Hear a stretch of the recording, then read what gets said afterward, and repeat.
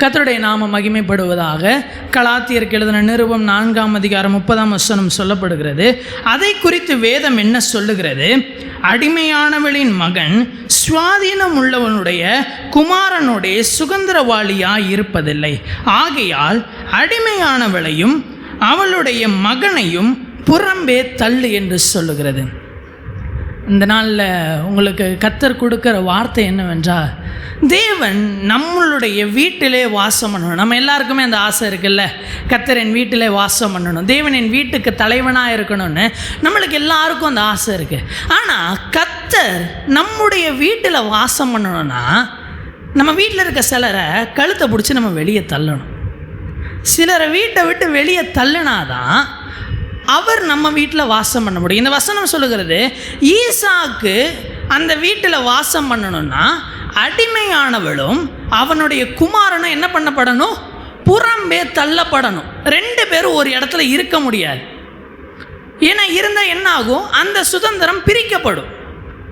அதனால் இந்த சுதந்திரம் முழுமையாக ஈசாக்குக்கு கிடைக்கணும்னா அடிமையானவளும் அவனுடைய குமாரனும் என்ன பண்ணப்படணும்? புறம்பே தள்ளப்படணும். அதே போல் கிறிஸ்து நம்ம வீட்டை ஆளுகை செய்யணும், தேவனுடைய ஆசீர்வாதம் நம்ம வீட்டில் இருக்கணும்னா சிலரை கழுத்தை பிடிச்சி நம்ம வெளியே தள்ளணும். வேதத்தில் வாசிக்கிறோம், லூக்கா எழுதின சுவிசேஷம் 11ஆம் அதிகாரம், லூக்கா எழுதின சுவிசேஷம் 11ஆம் அதிகாரம் 24வது வசனம் இப்படியாக சொல்லுகிறது, அசுத்த ஆவி ஒரு மனுஷனை விட்டு புறப்படும் பொழுது வறண்ட இடங்களில் அலைந்து இளைப்பாறுதல் தேடியும் கண்டடையாமல் நான் விட்டு வந்த என் வீட்டுக்கு திரும்பி போவேன் என்று சொல்லி. சில ஆவிகளை நம்ம துரத்துனா அது என்ன பண்ணுமா? வனாந்தரத்துக்கு போயிருமா. அது எங்கேருந்து போச்சுன்னு வேதம் சொல்லுது, வீட்டிலிருந்து போச்சான். அது திரும்பி எங்கே வரும்னு யோசிக்குமா? என் வீட்டுக்கு நான் போவேன் அப்படின்னா, நம்ம வீட்டில் இருக்க சில ஆவிகள் நம்ம வீட்டில் வாழ்ந்துக்கிட்டு இருக்கு. அந்த ஆவிகளெல்லாம் ஃபஸ்ட்டு வெளியே அனுப்புனாதான் வீடு ஃபஸ்ட்டு காலி ஆகும். வீடு காலியானால் தான் யாரை குடிக்கு கொண்டு வர முடியும்? இயேசுவை வீட்டில் குடியேற்ற முடியும். அதெல்லாம் என்ன பண்ணணும்? ஃபஸ்ட்டு வனாந்தரத்துக்கு என்ன பண்ணணும்? துரத்தி விடணும். அப்படி துரத்தி விட்டால் தான் ஃபஸ்ட்டு வீடு காலியாகும். நம்ம வீட்டை அதுக்கப்புறம் கிறிஸ்துவினால் நிரப்பணும். நெருப்பில்லைன்னா என்ன பண்ணும்? அதை போன ஆவி என்ன பண்ணும்? 7 பேரை கூட்டிகிட்டு திருப்பி வந்து வீட்டில் குடியேறிடும். அதனால் அந்த கான்செப்டை மட்டும் புரிஞ்சுக்கோங்க. கர்த்தர் நம்ம வீட்டில் அசுத்த ஆவிகள் வாசம் பண்ணும் பொழுது அவரும் அதோடு சேர்ந்து வந்து வாசம் பண்ண மாட்டார். சிலரை நம்ம கழுத்தை பிடிச்சி என்ன பண்ணிடணும்? ஃபஸ்ட்டு வெளியே அனுப்புனாதான் கிறிஸ்து நம்மோடு வாசம் பண்ணுவார். அப்படி யார் யாரெல்லாம் நம்ம கழுத்தை பிடிச்சி வெளியே அனுப்பணும், எந்தெந்த ஆவியெல்லாம் கழுத்தை பிடிச்சி வெளியே அனுப்பணும்னு இன்றைக்கி வேதத்தின் நம்ம நிழலில் நின்று பார்க்க போகிறோம். முதலாவது யாரை வெளியே துரத்தணும், எந்த ஆவியை வெளியே துரத்தணும் வாசிப்போம். யோனா தீர்க்கதரிசன புஸ்தகம் 1ஆம் அதிகாரம் 3வது வசனம் 4வது வசனம்.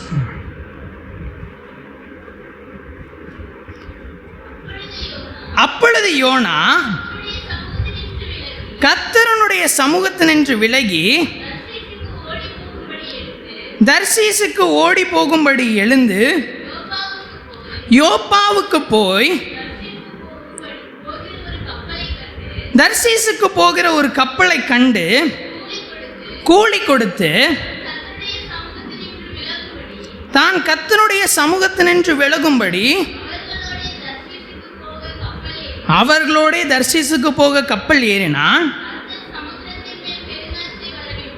கர்த்தர் சமுத்திரத்தின் மேல் பெருங்காற்றை வரவிட்டார். பெரிய கொந்தளிப்பு உண்டாயிற்று. முதலாவதாக கிறிஸ்து நம்ம வீட்டில் வாசம் பண்ண நம்ம கழுத்தை பிடிச்சி வெளியே தள்ள வேண்டிய ஆள் யார் தெரியுமா? யோனா, அல்லது யோனாவுக்குள்ளாக இருந்த அந்த ஆவி. இந்த யோனா ஆவியின் ஆவி எப்படிப்பட்ட ஆவி தெரியுமா? இதற்கு இந்த ஆவியோட குணம் என்னன்னா, கர்த்தர் என்ன சொன்னாலும் உதாசீனப்படுத்தும். அது ஒரு பெரிய பொருட்டாக எடுக்காது. தனக்கு ஒரு அறிவு இருக்குது, தான் செய்கிறது சரின்னு நினைக்கக்கூடிய ஒரு குணம் இந்த யோனாவினுடைய ஆவி. இந்த யோனாவின் ஆவி என்ன திரும்ப பண்ணுச்சான்? தேவ சமூகத்தினின்று விலகிற்று அப்படின்னு இருக்கு. கர்த்தர் நம்ம எல்லாரையுமே பேராய் தனித்தனியாய் வேறு விரித்து எடுத்து நம்மை ஆசீர்வதித்து வைத்திருக்கிறார். நம்ம வீட்டில் வாசம் பண்ண விரும்புகிறாரு. ஆனால் நம்ம வீட்டில் ஒரு ஆவி இருக்குது, அடிக்கடி கர்த்தருடைய சமூகத்தை விட்டு விலகி போயிட்டே இருக்கும். எதையாச்சும் ஒரு காரணம் காட்டி தேவ சமூகத்தை அல்லல் தட்டிக்கிட்டே இருக்கும். இன்னைக்கு இந்த வேலை இருக்குது அதனால் நான் சர்ச்சுக்கு போகல, அந்த வேலை இருக்குது அதனால் நான் சர்ச்சுக்கு போகல அப்படின்னு உங்களுடைய வாழ்க்கை இந்த அனுபவம் அடிக்கடி வருதுன்னா நல்லா புரிஞ்சுக்கோங்க. உங்கள் வீடுகளில் யோனாவினுடைய ஆவி நல்லா ரூம் போட்டு குடியேறி உட்காந்து பெட்டில் ஹாயாக படுத்து தூங்கிக்கிட்டு இருக்கு. இந்த யோனாவின் ஆவி என்ன பண்ணுச்சு? கப்பலில் ஏறி அடித்தட்டில் போய் என்ன பண்ணிடுச்சு? படுத்து தூங்கிடுச்சு. இப்படிப்பட்ட இந்த அனுபவம் நம்முடைய வாழ்க்கையில் இருக்கிறனால தான் நம்முடைய குடும்பங்களில் அடிக்கடி கொந்தளிப்பு வந்துக்கிட்டே இருக்கு. இந்த யோனாவி என்ன பண்ணிடும்? ஏறி போய் அது தூங்கிடும். அது தூங்கின நேரத்தில் இருந்து படகு என்ன ஆக ஆரம்பிச்சிடும்? கொந்தளிப்பில் அகப்பட்டு உடையும் என்கிற நிலை உண்டாகும். நிறைய பேரோட குடும்பம் உடஞ்சி போகிற மாதிரி இருக்கா, பிரிஞ்சு போகிற மாதிரி இருக்கா? நல்லா புரிஞ்சுக்கோங்க. அந்த குடும்பத்தில் உட்கார்ந்துக்கிட்டு இருக்க ஆவி யோனாவினுடைய ஆவி. இந்த யோனாவின் ஆவி என்னைக்கெல்லாம் வீட்டில் இருக்கோ அந்த வீட்டில் சமாதானமே இருக்காது. அப்பப்போ என்ன இருந்துகிட்டே இருக்கும்? கொந்தளிப்பு வந்துக்கிட்டே இருக்கும், கொந்தளிச்சுக்கிட்டே இருக்கும். கடல் ஆடிக்கிட்டே இருக்கும். சமாதானமாக ஆரம்பித்த மாதிரி இருக்கும் வாழ்க்கை. ஆனால் போக போக குடும்பம் உடஞ்சி போயிருமோ அப்படின்ற ஒரு நிலைமைக்கு நேராக போய்கிட்டே இருக்கும். காரணம், குடும்பத்தில் இருக்க யோனாவின் ஆவி. முதல்ல இந்த யோனாவின் ஆவி என்ன தெரியுமா பண்ணணும்? படுக்கையிலேருந்து எழுப்பி உட்கார வச்சு விசாரித்து கழுத்தை பிடிச்சி வெளியே தள்ளணும். வாசிக்கிறோம் யோனா அதே 1ஆம் அதிகாரம் 15ஆம் வசனத்தில், யோனாவை எடுத்து சமுத்திரத்திலே போட்டு விட்டார்கள், சமுத்திரம் தன் மும்முரத்தை விட்டு அமர்ந்தது. இந்த யோனாவின் ஆவியை தூக்கி தண்ணியில் போட்ட மாத்திரத்தில் என்ன ஆயிடுச்சான்? சமுத்திரம் அப்படியே அமர்ந்துருச்சான். வானம் திறந்துருச்சு, சூரிய வெளிச்சம் வருது, கடல் அமைதலாக இருக்குது, பார்க்கவே அழகாக இருக்குது. காரணம் என்ன தெரியுமா? யோசிக்காமல் தூக்கி அந்த யோனாவை கடலில் போட்டது தான். அதுக்கு முன்னாடி அந்த படகுல இருக்கவங்க முயற்சி பண்ணாங்க.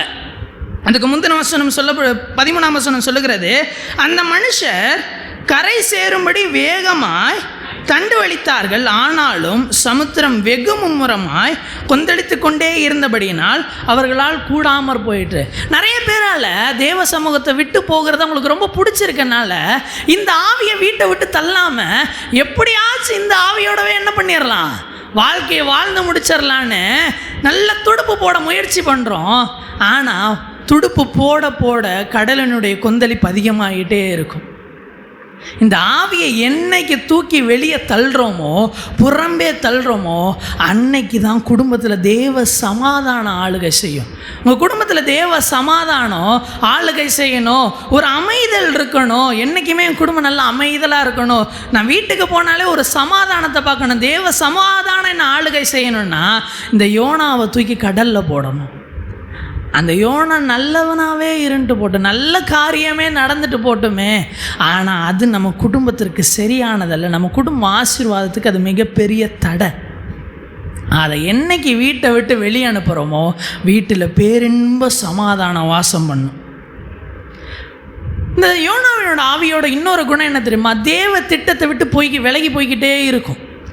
நிறைய நேரங்களில் தேவன் நமக்குன்னு ஒரு திட்டம் வகுத்திருப்பார், ஆனால் நமக்கு அது மேலே ஒரு ஈடுபாடே வராது, அது நம்மளுக்கு பிடிக்கவே பிடிக்காது. தேவன் இதை செய்யன்னு சொல்லுவார், ஆனால் செய்ய மனசே வராது. அது ஏன்னா நம்ம வீட்டில் குடியிருக்கிற யோனாவினுடைய ஆவி. தேவ திட்டம் என்றைக்குமே சிறந்ததாக இருக்கும். என்ன, அது நடந்தே இருக்கிற வரைக்கும் அது நமக்கு புரியவே புரியாது. தேவ திட்டத்துடைய சிறப்பம்சமே அதுதான். அது நடந்து முடிகிற வரைக்கும் இது எப்படி நடக்குமோ அப்படின்னு தான் இருக்கும். ஆனால் நடந்து முடியும் போது இது எப்படி நடத்தினார் பாரல்லவா அப்படின்னு இருக்கும். என்றைக்குமே ஆண்டவருடைய வழிகள் ஆராய்ந்து முடியாதது, அதை புரிஞ்சிக்க முடியாது. ஆனால் நம்பணும். அதை நம்புறது தான் நம்முடைய வாழ்க்கையில் தேவனை குடியேற்றுகிற ஒரு வழி. கர்த்தர் நம்ம வீட்டில் குடியேறணும்னா அவரை நம்ம முதல்ல நம்பணும், அவரோட திட்டத்தை நம்பணும். ஆனால் இந்த யோனாவினோட ஆவி என்ன தெரியுமா பண்ணும்? திட்டத்தை நம்பவே நம்பாது, விலகி ஓடிக்கிட்டே இருக்கும். ஆனால் கடைசியில் ஆண்டவர் என்ன பண்ணார்? யோனாவை கொண்டு போய் செஞ்சார், அந்த திட்டம் சரியாய் நிறைவேறினது. ஒரு கடலில் ஒரு பெரிய கப்பல், சொகுசு கப்பல் போயிட்டு இருந்துச்சான். நிறைய மனிதர்கள் அதில் இருந்தாங்க. திடீர்னு ஒரு மிகப்பெரிய கொந்தளிப்பு படகு, அந்த கப்பல் உடைஞ்சிருச்சு. அதில் ஒருவன் மாத்திரம் ஒரு கரையில் போய் ஒதுங்கிட்டான். அவன் எந்திரிச்சு பார்க்குறான், கடலுக்கு நடுவில் ஒரு தீவில் அவன் இருக்கான். உடனே முழங்கால் படிக்கிட்டு, ஆண்டவரே என்னை காப்பாற்றுங்க, இன்னும் இந்த தீவுலேருந்து என்னை எப்படியாச்சும் விடுதலை ஆக்குங்கன்னு ஜெபிச்சான். எந்த உதவியும் கிடைக்கல. சரின்னு அவனுக்கு ரொம்ப பசி வந்துருச்சு. அந்த தீவுக்குள்ளே போய் பார்க்குறான், தேங்காய் இருந்துச்சு. எடுத்து ஏதோ ஒரு கட்டையெல்லாம் எடுத்து உடச்சி தண்ணியை குடிச்சிட்டு கரையில் அப்படியே உட்காந்துட்டு இருந்தான். ஒரு இரவு அப்படியே கடந்து போயிடுச்சு. அடுத்த நாள் மறுபடியும் ஜெபிக்கிறான், ஆண்டவரே எனக்கு உதவி பண்ணுங்க, என்னை எப்படியாவது காப்பாற்றுங்க அப்படின்னு. பதில் இல்லை. சரி, மறுபடியும் காட்டுக்குள்ளே போனான். இருந்த பழத்தெல்லாம் பறித்தான், அதை சாப்பிட்டான், மறுபடியும் கரையில் வந்து உட்கார்ந்தான். இப்படியே வாரம் கடந்து போயிடுச்சு. அவனுக்கு ஒரு மிகப்பெரிய சோர்வு வந்துருச்சு. என்ன கடவுள் இவர் நம்மளை ஒன்றும் காப்பாற்ற மாட்டார் அப்படின்னு சொல்லிட்டு, சரி இதுதான் வாழ்க்கைன்னு ஆகி போச்சு, இதை நமக்கேற்ற மாதிரி மாற்றி வாழுவோம் அப்படின்னு சொல்லிட்டு போய் காட்டிலேருந்து மரம் செடி கொடியெல்லாம் பிச்சு எடுத்துகிட்டு வந்து அங்கே ஒரு அழகாக ஒரு கடற்கரையில் ஒரு டென்ட்டு போட்டு அவன் உட்காந்துட்டு ஒரு ஈட்டியை செஞ்சு தினம் போய் கடல்லேருந்து ஒரு மீனை பிடிச்சிட்டு வந்து சாப்பிட்றதுக்கு முயற்சி பண்ணிகிட்டு இருந்தான். ஆனால் அவனால் என்ன பண்ண முடியல, நெருப்பை உண்டாக்க முடியல. நெருப்பை உண்டாக்க முடியாததுனால மீன் பிடிச்சாலும் பிரயோஜனம் இல்லாமல் போச்சு. வெறும் தேங்காவே தின்னுட்டு இருந்தான். ஒரு வாரம் இன்னும் கடந்து போச்சு. கஷ்டப்பட்டு என்ன பண்ணிட்டான், நெருப்பை உண்டாக்கிட்டான். ஒரு சாயங்கால வேலை கஷ்டப்பட்டு என்னென்னவோ பண்ணி நெருப்பு வந்துருச்சு.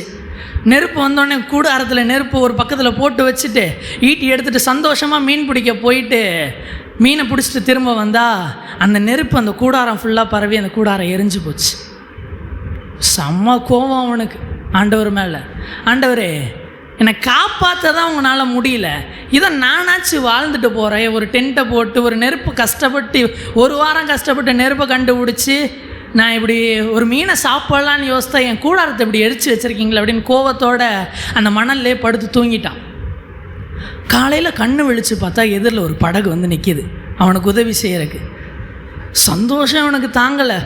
நான் காப்பாற்றப்பட்டுட்டு அப்படின்னு சொல்லி ஓடி போய் அந்த படகுல ஏறிக்கிட்டான். அந்த படகு கடலுக்குள்ளே போக ஆரம்பிச்சிது. அப்போ போய் அந்த கேப்டன் கிட்ட போய் கேட்டாராம், என்னை எப்படி காப்பாற்றுனீங்க அப்படின்ட்டு. உடனே அவர் சொன்னாரா, நீ தானப்போ உன்னை காப்பாற்றுறதுக்கு சிக்னல் கொடுத்த, அந்த சிக்னலை பார்த்து வந்தோம் அப்படி. நான் ஒரு சிக்னலும் கொடுக்கலையே அப்படின்னு. இல்லை, நாங்கள் இந்த படகு இங்கே உடஞ்சதுனால இங்கே நிறைய பேர் ஏதாவது உயிரோடு இருக்காங்களா அப்படின்றக்காக ரோந்து பணியில் இருந்தோம். அப்போ தூரத்தில் நெருப்பை பார்த்தோம், யாரோ சிக்னல் கொடுக்குறாங்க அப்படின்னு சொல்லிட்டு அந்த நெருப்பை பார்த்து அந்த நெருப்பை ஃபாலோ பண்ணி இங்கே வந்தோம். அப்போ தான் அவனுக்கு புரிஞ்சது, தேவன் இவன் கஷ்டப்படணும்னு இவன் டென்ட்டை எரிக்கலை. அவரோட வழி கொஞ்ச நேரத்துக்கு புரியாது தான், அதான் அந்த நேரத்துக்கு அவர் எரிச்சதுனால தான் அது கிட்டே இருந்த ஒரு படகு அதை பார்த்து அவனை காப்பாற்ற. தேவனுடைய வழி என்றைக்குமே ஆராய்ந்து முடியாதது தான். அது நடந்தே இருக்கிற வரைக்கும் ஒன்றுமே புரியாது, ஆனால் அது நிறைவேறும் பொழுது ஆசீர்வாதமாக இருக்கும். தேவன் நம்ம குடும்பத்தில் இருக்கும்போது கஷ்டமாக இருக்கிற மாதிரி தான் இருக்கும், ஆனால் அவருடைய வழியிலேயே நம்ம போனோம்னா கண்டிப்பாக அது முடிவில் ஒரு ஆசீர்வாதத்துக்கு கொண்டு போகும். ஏதோ ஒரு கவலையில் ஆண்டவருடைய சமூகத்தை விட்டு யோனா மாதிரி விலகணும்னு வைங்களேன், குடும்பத்தில் கொந்தளிப்பு என்றைக்குமே தீராதுங்க. முதல்ல அந்த யோனாவை தூக்கி வெளியே போடுங்க.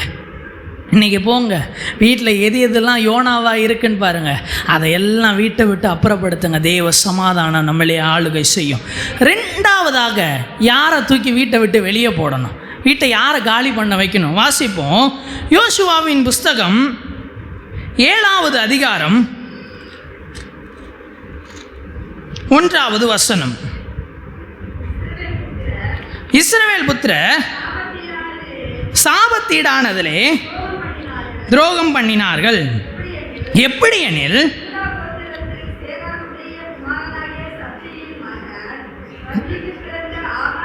ஆகான் என்பவன் சாபத்தீடானதிலே சிலதை எடுத்துக்கொண்டான். ஆகையால் இஸ்ரவேல் புத்திரர் மேல் கர்த்தருடைய கோபம் உண்டது. இந்த சம்பவம் நம்ம எல்லாருக்குமே தெரியும். இஸ்ரவேல் புத்திரர்கள் எரியோவை 7 முறை சுற்றி என்ன பண்ணிட்டாங்க, இடித்து அதுக்குள்ளே புகுந்து எல்லாரையும் வெட்டி சாய்ச்சிட்டு அதை நல்லா கொள்ளையடிச்சிட்டு சந்தோஷமாக வந்து கூடாரத்தில் உட்கார்றாங்க. அடுத்து ஆயின்னு ஒரு பட்டணம் எதிரில் இருக்குது, ரொம்ப சின்ன பட்டணம் தான். எரியோவையே தூக்கிட்டோம், ஆயை தூக்க மாட்டோமா அப்படின்ட்டு போருக்கு போகிறாங்க, தோத்துட்டாங்க.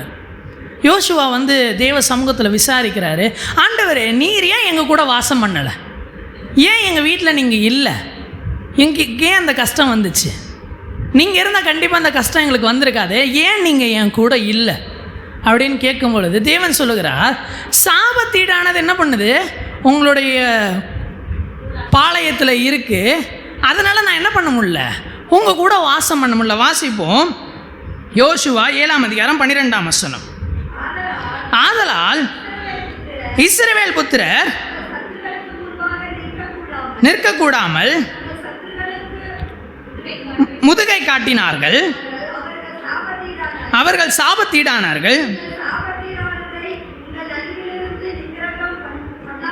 பண்ணாவிட்டால் இனி உங்களோடு இரேன். ஆண்டவர் ஏன் இருக்க மாட்டாரா? சாபத்தீடானது என்ன பண்ணுது? அவங்க நடுவில் இருக்கிறனால யாரால் அங்கே வாசம் பண்ண முடியல? தேவனால் அந்த இடத்துல வாசம் பண்ண முடியல. அதனால் அவர்கள் ஆயி பட்டணத்தின் மேல் போர் எடுத்து போகும்போது என்னாச்சு? அவர்களுக்கு தோல்வி உண்டாச்சு. நம்முடைய வாழ்க்கையில் நிறைய தோல்வியை பார்க்குறோமா? நிறைய இடத்துல முறிக்கப்பட்டு போகிறோமா? காரணம் நம்ம மத்தியில் வாசமாக இருக்கிற ஆகானுடைய ஆவி. இந்த ஆகானுடைய ஆவி என்ன தெரியுமா பண்ணும்? சாபத்தீடானதை வீட்டுக்குள்ளே வச்சுக்கிட்டே இருக்கும். இதில் சுவாரஸ்யமான விஷயம் என்ன தெரியுமா? யோசுவா புஸ்தகம் 7ஆம் அதிகாரம் 21, 22 வாசிக்கும் பொழுது, உடனே யோசுவா ஆட்களை அனுப்பினார், அவர்கள் கூடாரத்துக்கு ஓடினார்கள், அவனுடைய கூடாரத்தில் அது புதைந்திருந்தது, வெள்ளியும் அதன் கீழே இருந்தது. இவன் கொள்ளையடிச்சிட்டு வந்தான், ஆனால் அது என்னதான் எப்படி தான் இருக்கு? வீட்டில் புதைஞ்சு தான் இருக்கு. அவன் யூஸ் பண்ணல. எப்படி இருக்கு? புதைஞ்சு இருக்கு. சாபத்தீடானது எப்படி இருக்கு? புதைஞ்சு இருக்கு. இந்த சாபத்தீடானதுன்னா நாம் ரட்சிக்கப்படுவதற்கு முன்பாக இருந்த பழைய வாழ்க்கையின் அனுபவங்கள். நம்முடைய சாபங்களை நிவர்த்தி பண்ணவே தேவன் என்ன பண்ணாரா? சிலுவையில் சாபமானார். நாம் ரட்சிக்கப்படுவதற்கு முன்பாக சாபத்தில் இருந்தோம், சாப வாழ்க்கையை வாழ்ந்தோம். ரட்சிக்கப்பட்ட பின்பாக அந்த சாபம் நம்ம விட்டு நீக்கப்பட்டது, அந்த சாபமான வாழ்க்கை நீக்கப்பட்டது, அந்த பழைய அனுபவம் நீக்கப்பட்டது. ஆனால் நம்மள அநேகர் என்ன பண்ணுறோன்னா, ரட்சிக்கப்பட்டுட்டோம், கர்த்தருக்குள்ளே வந்துட்டோம், ஆனால் அந்த பழைய அனுபவத்தை என்ன பண்ணல? வீட்டை விட்டு வெளியே அனுப்பலை, நம்ம பிரோஜனப்படுத்தலை. ஆனால் வீட்டுக்குள்ளேயே அதை புதைச்சி வச்சுருக்கோம். நிறைய அனுபவங்கள், பழைய அனுபவங்கள் வீட்டுக்குள்ளே புதைஞ்சி இருந்துக்கிட்டே இருக்கும். திடீர்னு ஒரு நாள் வெளியே வருவது, திடீர்னு தான் வரும். என்றைக்கும் அந்த அனுபவம் இருக்காது. திடீர்னு ஒரு நாள் அந்த பழைய அனுபவம் திரும்பி வெளியே வரும். ஏன்னா அதை என்ன பண்ணலை? அப்புறப்படுத்தலை, புறம்பே தள்ளலை, புதைச்சிட்டோம். என்ன பண்ணியாச்சு? நீ அது எனக்கு வேணான்னு புதைச்சிட்டோம். எங்கே புதைச்சி வச்சுருக்கோம்? வீட்டுக்குள்ளேயே.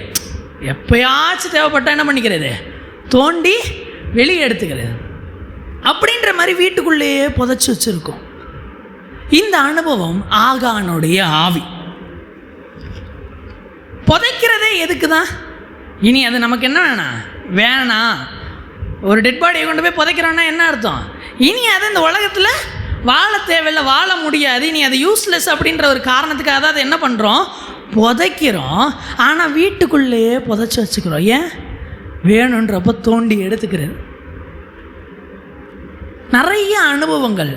முற்காலத்தில் ரட்சிக்கப்படுவதற்கு முன்பாக இருந்த சில கோபங்கள், சில மூர்க்கத்தனங்கள், சில வார்த்தைகளை நம்மளுக்குள்ளேயே புதைச்சி வச்சுருக்கோம். வேணுன்றப்ப என்ன பண்ணுறது? தோண்டி வெளியே எடுத்து யூஸ் பண்ணிட்டு திருப்பி என்ன பண்ணிடுறது? புதைச்சிடுறது. எப்பயாச்சு இந்த வீட்டில் நீங்கள் யோசித்து பாருங்கள். உங்கள் வீட்டில் அந்த முடிந்து போன அனுபவம் அடிக்கடி வெளியே வந்துட்டு போகுதுன்னா அது வீட்டை விட்டு வெளியே போகலை, வீட்டுக்குள்ளே என்ன பண்ணப்பட்டிருக்கு? புதைக்கப்பட்டிருக்கு. வாசிக்கிறோம் ஆதியாகமத்தில் 31ஆம் அதிகாரத்தில் 34வது வசனம், 31, 34. ராகேல் அந்த சொரூபங்களை எடுத்து ஒட்டக சேனத்தின் கீழ் வைத்து அதன் மேல் உட்கார்ந்திருந்தால் லாபான் கூடாரம் எங்கும் தடவி பார்த்தும் அவைகளை கண்டுபிடிக்க முடியவில்லை. இது வெளியரங்கமாக பார்த்தா என்ன பண்ணப்படாது? கண்டுபிடிக்கவே முடியாது. ஏன்னா அது என்ன பண்ணப்பட்டிருக்கு? கீழே வச்சிருக்கு. அது மேலே ஒரு பொருள் இருக்குது, அதை மூடி இருக்கு. இப்போ இந்த சொரூபம் ராகேலுக்கு பிரோஜனமானதுன்னு நினைக்கிறீங்களா? 1% கூட பிரோஜனம் இல்லை. ஏன்னா அவ யாக்கோபுடைய தேவனின் கீழே வந்துட்டா. ஆபிரகாம், ஈசாக்கு, யாக்கோப் என்பவர்களுடைய தேவனுக்கு கீழே அவள் வந்துட்டா. அந்த தேவனை நம்பி வந்துட்டா. ஆனாலும் என்ன பண்ணல? பழைய சொரூபங்களை விடலை. அதை அவள் யூஸ் பண்ண போகிறதில்ல, ஆனால் அவகிட்டேயே வச்சிருக்கா. அதனால் என்ன தெரியுமா ஆச்சு? சமாதானமாக இருந்த லாபானுக்கும் யாக்கோவுக்கும் நடுவில் வாக்குவாதம் வந்துச்சு. அடுத்த வசனங்களில் வாசிக்கிறோம். 36வது வசனம். அப்பொழுது யாக்கோபுக்கு கோபம் எழும்பி லாபானோட வாக்குவாதம் பண்ணி, நான் செய்த துரோகம் என்ன? நம்முடைய வீட்டில் நிறைய டைமில் இந்த வாக்குவாதம் வெளியே வருதா?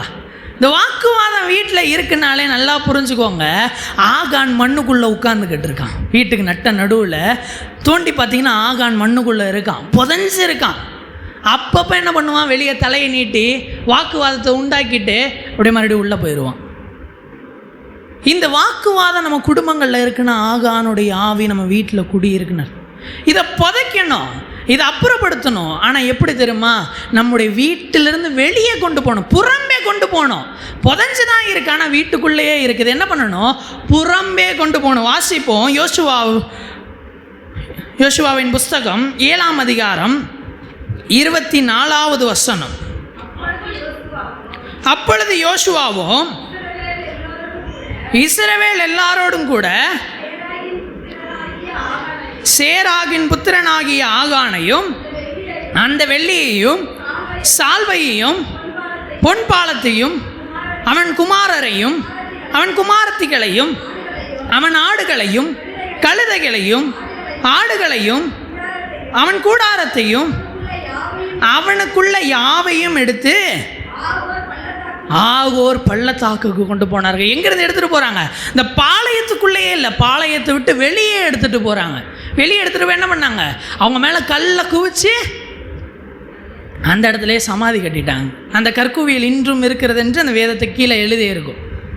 அந்த இடத்துல அவங்க அதை என்ன பண்ணிட்டாங்க? அந்த பள்ளத்தாக்கில் கல்லை போட்டு மூடிட்டாங்க. அதை என்ன பண்ணியிருக்காங்க? இப்பயும் மூட தான் செஞ்சுருக்காங்க. எங்கே கொண்டு போய் மூடியிருக்காங்க? பாளையத்திற்கு புறம்பே கொண்டு போயிருக்காங்க. அந்த அனுபவத்தை வீட்டுக்குள்ளேயே வைக்கக்கூடாது. இந்த நாட்களில் போய் பாருங்கள், எந்தெந்த பழைய அனுபவங்கள், ரட்சிக்கப்படுவதற்கு முன்பாக இருந்த எந்தெந்த அனுபவங்கள் இன்னும் வீட்டுக்குள்ளே அப்பப்போ கிரியை செய்துன்னு பார்த்து அதை அந்த வீட்டை விட்டு புறம்பே தள்ளுங்க. அவன் கூடாரத்தையும் அவன் குமாரரையும் குமார்த்திகளையும் மாடுகளையும் ஆடுகளையும் கழுதை எல்லாவற்றையும், ஒன்று கூட இல்லை, எல்லாவற்றையும் கொண்டு போனாங்க. அதே ஆதியாகமத்தில் 35ஆம் அதிகாரம் 4ஆம் வசனத்தில் வாசிக்கும் பொழுது, ஆதியாகமம் 35:4, அப்பொழுது அவர்கள்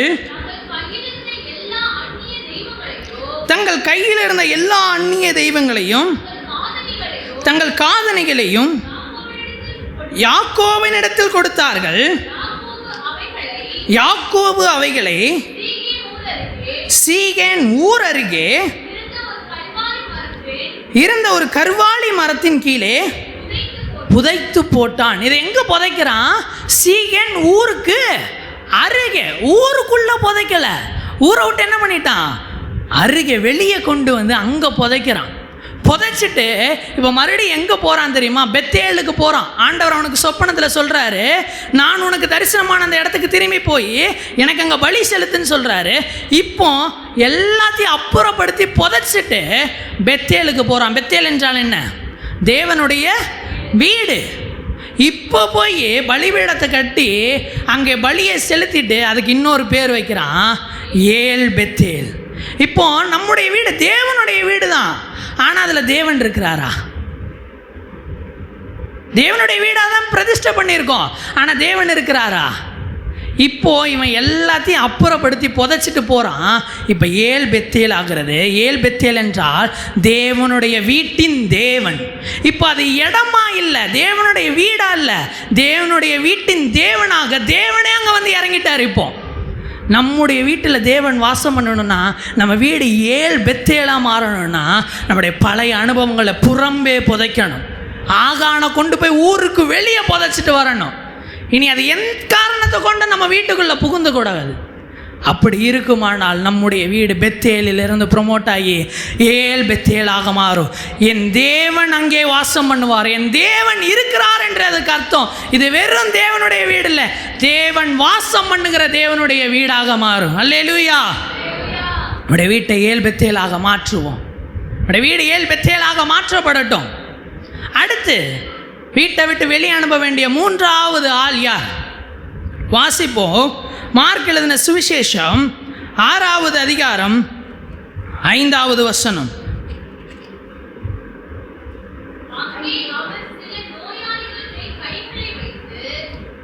அதுக்கு முன்பு 1ஆம் வசனத்தில் இருந்து வாசிங்க.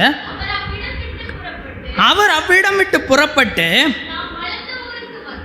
தாம் வளர்ந்த ஊருக்கு வந்தார். அவருடைய சீஷரும் அவரோட கூட வந்தார்கள். அடுத்து நம்ம துரத்த வேண்டிய மூணாவது ஆவி என்ன தெரியுமா? நாசரேத்து ஆவி. என்ன ஆவி? நாசரேத்து ஆவி. இந்த நாசரேத்து ஆவியோட அனுபவம் என்ன தெரியுமா? அப்பப்போ அவிசுவாசப்படும்.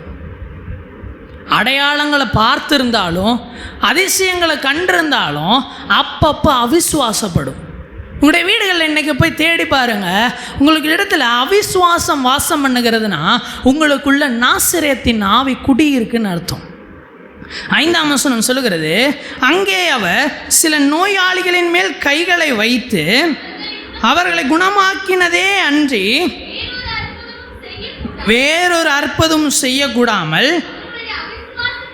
அவர்களுடைய அவிசுவாசத்தை குறித்து ஆச்சரியப்பட்டு கிராமங்களிலே சுற்றி திரிந்து உபதேசம் பண்ணினார். இன்னும் நீங்கள் தெளிவாக வாசிக்கணும்னா லூக்கா எழுதின சுவிசேஷம் 4ஆம் அதிகாரத்தில் 30ஆம் வசனம் இப்படியா சொல்லுகிறது, அவரோ அவர்கள் நடுவே நின்று கடந்து போய்விட்டார். இவரோட அவிசுவாசத்தை கண்டு என்ன பண்ணிட்டாரா?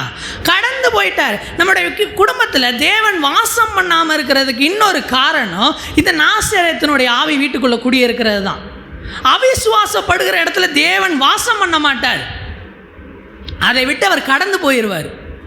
தேவன் நிறைய நேரங்களில் நம்ம வீட்டுக்குள்ளே வராததுக்கு காரணம், நம்ம வீட்டுக்குள்ளே வந்தாலே அவர் கேட்குற அதிகமான அவிசுவாச வார்த்தைகள். வீட்டில் அதிகமாக நம்ம அறிக்கை பண்ணுகிற அவிசுவாச வார்த்தைகளை தேவன் வாசலில் நின்னே கேட்பார், என் பையன் என்ன சொல்கிறான்ட்டு. என்னதான் வாழ்க்கையோ, சரி எதையாவது பண்ணுவோம் இப்படின்ற ஒரு வார்த்தையை இயேசு வாசலில் வரும்போது கேட்டார்னா என்ன பண்ணுவார்? அப்படியே யூட்டர்ன் பண்ணி வந்த பஸ்ஸை பிடிச்சி திரும்ப ஊருக்கே அவர் போயிடுவார். ஏன் தேவன் நம்ம குடும்பங்களில் குடியில்லைன்னா நம்முடைய வாயிலிருந்து அறிக்கை பண்ணுகிற அவிசுவாச வார்த்தைகள், நமக்குள்ளாக நம்ம குடும்பத்தில் இருக்கிற அவிசுவாசம் என்கிற நாசரேத்தினுடைய ஆவியை அவர் பார்த்துட்டு அவர் நம்ம வீட்டுக்குள்ளே வராமல் போயிட்டுருக்கார். எபிரேயருக்கு எழுதின நிருபம் 3ஆம் அதிகாரம் 12ஆம் வசனத்தில் எபிரேய ஆக்கியன் இப்படியாக சொல்லுகிறார், சகோதரரே, ஜீவனுள்ள தேவனை விட்டு விலகுகிறதற்கு ஏதுவான அவிசுவாசம் உள்ள பொல்லாத இருதயம் உங்களில் ஒருவனுக்குள்ளும் இராதபடிக்கு எச்சரிக்கையாயிருங்கள். இது என்ன பண்ணுமா? இந்த ஆவி ஜீவனுள்ள தேவனை விட்டு என்ன பண்ணிருமா? விலக்கிருமா. ஜீவனுள்ள தேவனை அப்புறப்படுத்திடுமா நம்மளை விட்டு. இந்த அவிசுவாசம் என்கிற ஆவி, இந்த நாசரேத்தினுடைய ஆவி. நீ இந்த நாளில் போய் வீட்டில் பாருங்கள், எங்கெங்கெல்லாம் அவிசுவாசப்படுகிறோம், எங்கெல்லாம் அவிசுவாச அறிக்கை உண்டாகிறதுன்னு கவனித்து அதை எல்லாத்தையும் இன்றைக்கி கட் பண்ணி வீட்டை விட்டு வெளியே அப்புறப்படுத்துங்க. நம்முடைய தேவன் நமக்குள்ளாக குடியிருந்து அற்புதங்களையும் அதிசயங்களையும் அடையாளங்களையும் அவர் செய்வார். விசுவாசிக்கிற இடத்துல தேவன் அற்புதங்களை செய்கிறவராக இருக்கிறார். எபிரேயருக்கு எழுதின நிருபம் 11ஆம் அதிகாரம் 6ஆம் வசனம் சொல்லுகிறது, விசுவாசம் இல்லாமல் தேவனுக்கு பிரியமாயிருப்பது எப்படிப்பட்டதா? கூடாத காரியம். விசுவாசம் இல்லாமல் தேவனை பிரியப்படுத்த முடியாது. நம்ம வீட்டுக்கு ஒரு விருந்தினர் வந்திருக்காங்கன்னா அவங்கள பிரியப்படுத்துவோமா கஷ்டப்படுத்துவோமா? பிரியப்படுத்துவோம். தேவனை பிரியப்படுத்தணும்னா அதுக்கு ஒரே வழி என்னது? விசுவாசம். விசுவாசத்தை காண்பிக்கிறதே தேவனை பிரியப்படுத்துகிற ஒரு வழி.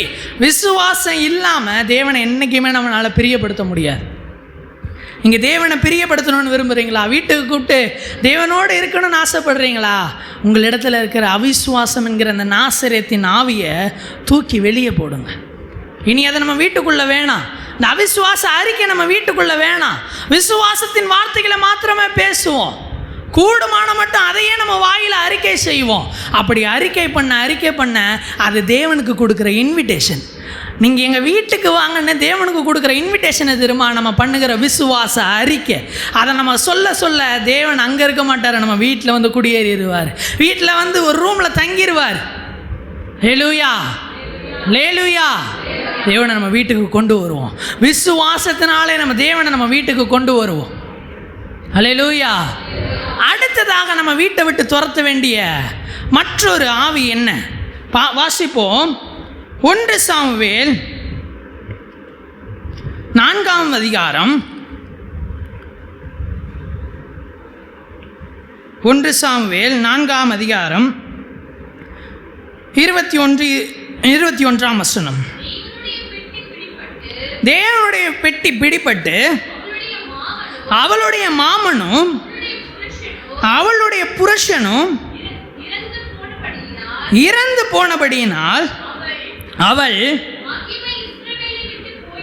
மகிமை இஸ்ரவேலை விட்டு போயிட்டு என்று சொல்லி அந்த பிள்ளைக்கு இக்கபோத் என்று பெயரிட்டாள். இப்போ இந்த சம்பவம் ஓபினி பினகாஸ் நம்ம எல்லாருக்குமே தெரிந்த நபர்கள் தான், ஏழையினுடைய பிள்ளைகள். இந்த ஏழையினுடைய பிள்ளைகள் பாவம் பண்ணதுனால தேவன் என்ன பண்ணினார் தெரியுமா? இஸ்ரவேலுக்கு எதிராக வந்த பெலிஸ்தியரின் கையில் அவர்களை ஒப்பு கொடுத்து ஓப்பினியும் பினகாசையும் போட்டு தள்ளினார். அப்போது அவர் ஏழையினுடைய மருமகள் சொல்லுகிறார், மகிமை என்ன பண்ணிடுச்சு? தேவனுடைய வீட்டை விட்டு என்ன பண்ணிடுச்சு? கடந்து போயிடுச்சு, வெளியே போயிடுச்சு. ஏன்னா ஓப்பினி பினகாஸ் இருக்கிற வரைக்கும் யாரால் அங்கே இருக்க முடியல? தேவனால் அங்கே இருக்க முடியல. இவங்க மறிச்சதுக்கப்புறம் திருப்பி தேவனுடைய பெட்டி தானாக வந்துருச்சு, யாரும் போய் கூட்டிகிட்டுலாம் வரல. இந்த வேத பகுதியில் நம்ம வாசிக்கிறோம், ஜனங்கள் எல்லாரும் போருக்கு போகிறாங்க, முறிகிற ஒரு சூழ்நிலை வந்தோடனே தேவனுடைய பெட்டி என்ன பண்ண சொல்கிறாங்க?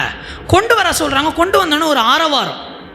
பெலிஸ்தியர் இதை கேட்டோன்னே நடுங்குறாங்க, என்ன ஆரவாரம் இது அப்படின்ட்டு. உடனே அவங்களுக்கு அறிவிக்கப்படுது தேவனுடைய பெட்டி வந்துருச்சு. ஐயோ, இதில் நம்மளை யார் காப்பாற்றோன்னு பெலிஸ்தியர் பயப்படுறாங்க. ஏன்னா தேவனுடைய பெட்டிக்கு என்ன இருக்குது? வல்லமை இருக்குது. ஆனால் அந்த வல்லமை அங்கே செயல்படலை. ஏன் தெரியுமா? ஓப்பினியும் பினகாசும் உயிரோடு இருந்தாங்க அந்த டைமில். ஓப்பினியும் பினகாசும் செத்து போயிட்டாங்க. தேவனுடைய பெட்டியை எடுத்துகிட்டு போனாங்க. எடுத்துகிட்டு போன அந்த இடத்துல தேவனுடைய வல்லமை திரும்ப வந்துருச்சு. அந்த பெட்டிக்கு திரும்ப வல்லமை வந்துச்சு. அங்கே இருக்கிறவங்க எல்லாருக்கும் என்ன வந்துருச்சா? மூலவியாதி வந்துச்சான். தேவனுடைய பெட்டியை அவங்களால வச்சிருக்க முடியாமல் போச்சான். ஏன்னா திரும்ப அதன் வல்லமை வந்தது. ஏன்னா ஓப்பினியும் பினகாசும் என்ன பண்ணப்பட்டாங்க? நிக்கிரகம் பண்ணப்பட்டார்கள். அதனால் அந்த பெட்டிக்கு திரும்ப வல்லமை வந்தது. அது தானாக பாளையத்துக்குள்ளே வந்துருச்சு. இஸ்ரவேலர் யாரும் போய் கொண்டு வரல, பாளையத்துக்குள்ளே வந்துருச்சு. பிற்பாடு தாவீது போய் அதை எடுத்துகிட்டு வந்து என்ன பண்ணார்? ஒரு கூடாரம் அமைச்சு வச்சாரே தவிர்த்து தானாக அது பாளையத்துக்குள்ளே வந்துருச்சு. அதன் வல்லமை செயல்படாததுக்கு காரணம் என்ன தெரியுமா? ஓப்பினியும் பினகாசும். இந்த ஓப்பினி பினகாசின் ஆவி இருக்கிற வரைக்கும் தேவனுடைய வல்லமை வீட்டில் செயல்படாது. அப்படி என்ன இவருடைய ஆவி செய்கிறது? வாசிப்போம். 1 சாமுவேல் 2ஆம் அதிகாரம் 12வது வசனம். ஏலியின் குமாரர் பேலியாளின் மக்களாக இருந்தார்கள். அவர்கள் கர்த்தரை அறியவில்லை. கர்த்தரை அறியாத ஒரு அனுபவம் தான் இந்த ஓப்பினி பினகாசின் அனுபவம். நம்ம எல்லாருக்குமே தேவன் எப்படிப்பட்டவர்ன்ற ஒரு அறிவு இருக்கணும். நிறைய பேருக்கு 10ஓடு 11 ஒரு கடவுளாக தான் யார் இருக்கார்? ஏசு இருக்கிறார். ரட்சிக்கப்பட்டாலுமே 10ஓடு 11 ஒரு கடவுளாக தான் பார்க்குறதே தவிர்த்து தேவனை தேவனாய் அறியவில்லை. இவர்கள் எப்படிப்பட்ட மக்களாக இருந்தார்களாம்? பேலியாளின் மக்களாக இருந்தார்களாம். பேலியாளின் மக்கள் என்றால் ஒர்த்லெஸ், புரோஜனமற்றவர்களாக இருந்தார்கள் என்று வேதம் சொல்லுகிறது. புரோஜனமற்ற பிள்ளைகளாக இருந்தாங்களாம். கர்த்தருக்கு நம்ம எப்படிப்பட்ட புரோஜனம் உள்ளவர்களாக இருக்கிறோம்? தேவனுக்கு நம்ம எந்த வகையில் பிரயோஜனப்படுகிறோம்? உங்கள் குடும்பத்தில் தேவனுக்கு பிரயோஜனப்படுகிற ஒரு அனுபவமே இல்லைன்னா உங்கள் வீட்டில் ஓப்பினியும் பினகாசும் வாசலில் நின்று வரதெல்லாம் வாங்கி தின்னுக்கிட்டு இருக்காங்க. அதனால தான் உங்கள் குடும்பத்துக்குள்ளே ஒரு ஆசீர்வாதமுமே வரதில்லை. வர வழியில் என்ன பண்ணிகிட்டு இருக்கு? ஓப்பினியும் பினகாசும் வேகிறதுக்கு முன்னாடியே எடுத்து தின்னுட்டு இருக்கு. ஒன்றத்துக்கும் பிரயோஜனம் இல்லாத ஒரு அனுபவம். கர்த்தருக்கு எந்த வகையிலுமே பிரயோஜனமாக இல்லை. எந்த ஒரு விதத்திலையும் ஊழியத்திலையும் பிரயோஜனம் இல்லை. கர்த்தருக்கின்ற வாழ்க்கையிலும் பிரயோஜனம் இல்லை. பிள்ளைகளை கர்த்தருக்குள்ள வளர்க்குறோமா? அதுலேயும் இல்லை. தேவனை தேவனாகவே அறியலை. நாம் அறிந்தால் தான் நம்முடைய சந்ததிக்கு அதை கொடுக்க முடியும். இப்படிப்பட்ட ஒரு அனுபவம் குடும்பத்தில் இருக்கா? கர்த்தரை சரியாக நீங்கள் அறியாமல் இருக்கிறீங்களா? நீங்கள் செய்ய இருக்கிற எல்லா யுத்தத்திலும் நீங்கள் தோல்வி அடைவீர்கள். தேவையில்லாத நஷ்டத்தை பார்ப்போம். தேவனுடைய மகிமை கடந்து போயிடுச்சு. ஏன்? ஓப்பினியும் பினகாசு இருக்கனால. அவங்க மறிச்சாங்க, போன பெட்டி தானாக திரும்ப வந்துடும். இந்த ஓப்பினியும் பினகாசை என்னைக்கு இந்த பாளையத்தை விட்டு நம்ம புறம்பா தள்ளுறோமோ, அந்த தேவனை அறிகிற சரியான அறிவில்லாத இந்த அனுபவத்தை என்னைக்கு பாளையத்தை விட்டு புறம்பா தள்ளுறோமோ, தேவனை என்னைக்கு நம்ம அறிந்து கொள்ளுகிறோமோ, அவர் இக்கபோத்தா இருக்க மாட்டார், நம்மோடு இம்மானுவேலாக இருப்பார். அல்லேலூயா. அவர் நம்மோடு இருக்கிற தேவனாக இருப்பார். கடந்து போகிற தேவனாய் அல்ல, நம்மோடு வாசம் பண்ணுகிற தேவனாய் இருப்பார். அல்லேலூயா. நம்முடைய வீட்டில் அவர் இக்கபோத்தா இருக்கணுமா? இம்மானுவேலா இருக்கணுமா? அல்லேலூயா. அவர் இம்மானுவேலா நம்மோடு வாசம் பண்ணணும். அப்படி என்றால் தேவனை அறிகிற அறிவில் வளருங்க. இந்த தேவனை அறிய விடாமல் வர வழியிலே அதை அழித்து போடுகிற இந்த ஓப்பனையும் பிணகாசையும் தூக்கி வெளியே போடுங்க. கர்த்தர் நமக்கு இம்மானுவேலாய் வாசம் பண்ணுவார். அல்லேலூயா. அவருக்கு ஏற்ற கனம் இருக்கணுங்க. அவர் தேவன். அவர் எப்படிப்பட்டவராக இருக்கிறாரோ அப்படி அறிஞ்சிருக்கணும். நம்ம இஷ்டம் போல தேவனை அறிந்து கொள்ளுகிறதல்ல, தேவனை தேவனாய் அறிந்து கொள்ளணும். மல்கியா தீர்க்கதரிசன புஸ்தகத்தில் 1ஆம் அதிகாரம் 6ஆம் வசனம் இப்படியா சொல்லுகிறாரு, பிதாவானால் என் கணம் எங்கே? அவரை கனப்படுத்துகிற கணம் எங்க? இவர்கள் ஓப்பனிங் மினகாசன் தேவனை கனப்படுத்தலை, தேவனை அறிஞ்சிக்க முயற்சி பண்ணலை, தேவனுடையவைகளை வஞ்சித்தாங்க. அதனால் சாபத்தீடாய் போய் அவர்கள் அழிக்கப்பட்டார்கள். அவர்கள் அழிக்கப்பட்ட பின்பே இஸ்ரவேலுக்கு ரட்சிப்பு உண்டானது. அவர்கள் இருக்கிற வரைக்கும் இக்கபோத்தா இருந்தார் தேவன். அவர்கள் அழிக்கப்பட்ட மாத்திரத்தில் அவர் இம்மானுவேலாய் அவர்களோடு இருந்தார். தாவீது நாட்கள் அவர் திரும்ப வந்தார். ஆராதனை நடந்தது, தேவ மகிமையை கண்டார்கள், தேவ ஆலயம் கட்டப்பட்டது, ஆலயத்தில் அவருடைய மகிமை வாசம் பண்ணினது. அவர் பாளையத்திலே வாசம் பண்ணி கொண்டிருந்தார், அவர் பாளையத்திலே உலாவி கொண்டிருந்தார் என்று வேதம் சொல்லுகிறது. நம்முடைய குடும்பத்தில் தேவன் உலாவணும்னா அவருக்கு ஏற்ற கனத்தை கொடுங்க. அவரை அறிகிற அறிவில் நீங்கள் வளருங்க.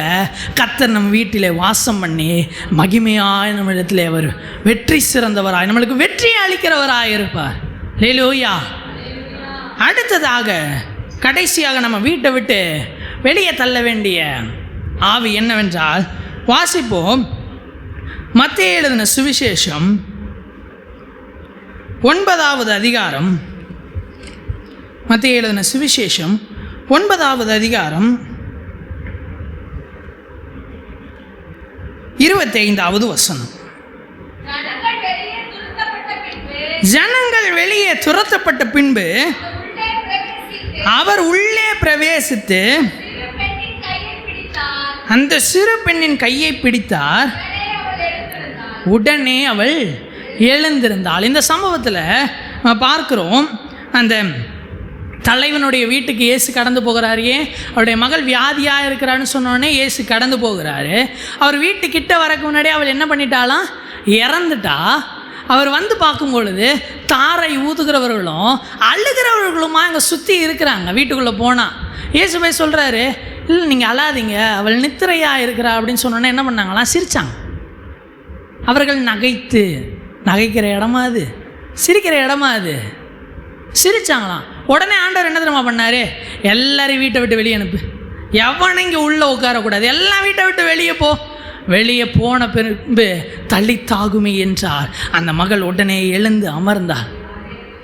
நம்ம குடும்பத்தில் இந்த அனாவசியமாக இருக்கிற கூச்சலையும் குழப்பங்களையும் அழுகையும் இந்த தலைவன் வீட்டில் அருகில் இருந்த அந்த அயலார்கள் அவர்கள் தாங்க உட்காந்து அழுதுருப்பாங்க. அதிகபட்சம் அப்போல்லாம் சொந்தக்காரங்களாக இருந்ததுனால யார் தாங்க உட்காந்து அழுதுருப்பா, தலைவன் வீட்டில் இருந்த அயலார்கள் தான் அழுதுருப்பாங்க. நம்ம வீட்டுக்குள்ளே நிறைய தலைவன் வீட்டு அயலார்கள் உட்கார்ந்துக்கிட்டு இருக்காங்க. ஏதாச்சும் சின்னதாக நடந்துடக்கூடாது அப்படின்னு ஒரு ஒப்பாரி.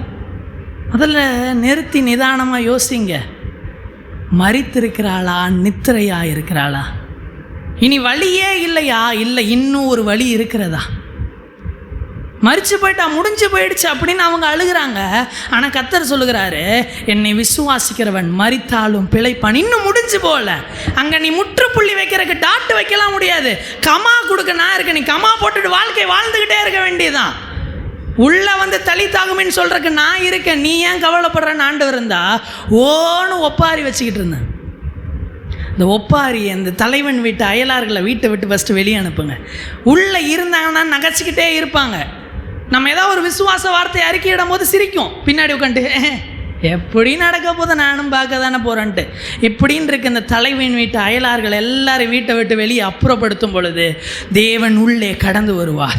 இதோ மரித்தே போயிருந்தாலும் நம்ம வாழ்க்கையில் நம்முடைய ஆசீர்வாதங்கள் மரித்தே போயிருந்தாலும் அவர் சொல்லுவார், தளி தாகுமே அப்படின்பார். சிறு பெண்ணை எழுந்திருன்பார். அவள் எழுந்து அமர்ந்து பார்த்து சிரித்து இன்னும் கர்த்தருக்கென்று வாழுகிற ஒரு வாழ்க்கையை வாழுவான். ஹல்லேலூயா. வாசிப்போம் 1 கொரிந்தியர் 7ஆம் அதிகாரம் 29, 30, 31. 1 கொரிந்தியர் 7, 1 கொரிந்தியர் 7ஆம் அதிகாரம் 29, 30, 30. மேலும் சகோதரரே நான் சொல்லுவது என்னவெனில், இனி வரும் காலம் குறுகினதானபடியால் மனைவிகள் உள்ளவர்கள் மனைவிகள் இல்லாதவர்கள் போலவும், அழுகிறவர்கள் அழாதவர்கள் போலவும், சந்தோஷப்படுகிறவர்கள் சந்தோஷப்படாதவர்கள் போலவும், கொள்ளுகிறவர்கள் கொள்ளாதவர்கள் போலவும்,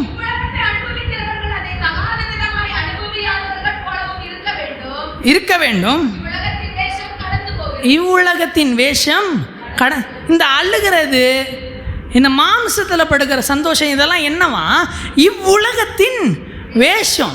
இது அந்த தலைவன் வீட்டு அயலார்களுடைய அந்த உருவம், அந்த ரூபம். இந்த அழுகிறதெல்லாம் அவர்களுடைய ரூபம். அந்த வேஷத்தை, அந்த அயலார்களின் வேஷத்தை நம்ம தரிச்சுக்கிட்டு வீட்டுக்குள்ளே உட்காண்டிருந்தோன்னா, இவ்வுலகத்தின் அனுபவத்தில் இருந்தோன்னா, பரம அனுபவத்தை நம்மளுக்கு தருகிற தேவனால் நம்மோடு வாசம் பண்ண முடியாது. என்னைக்கு இவ்வுலகத்தின் அனுபவத்தை நம்ம விட்டு கலைந்து போடுகிறோமோ, இந்த அயலார்கள் எல்லாம் வீட்டை விட்டு வெளியே அனுப்புகிறோமோ, அன்னைக்கு தான் தேவன் நமக்குள்ளாக வாசம் பண்ண முடியும். அப்போதான் மரித்து போயிருக்கிற நம்முடைய ஆவியை தேவனால் உயிர்ப்பிக்க முடியும். மரித்து போயிருக்கிற நம்முடைய ஆசீர்வாதங்களை கர்த்தரால் உயிர்ப்பிக்க முடியும். அதனால் போய் வீட்டை ஆராய்ந்து பாருங்க, எந்த ஆவி வீட்டுக்குள்ளே குடியிருக்கு? யோனாவின் ஆவி குடியிருக்கா? ஆகானுடைய ஆவி குடியிருக்கா? நாசரேத்தினுடைய ஆவி குடியிருக்கா?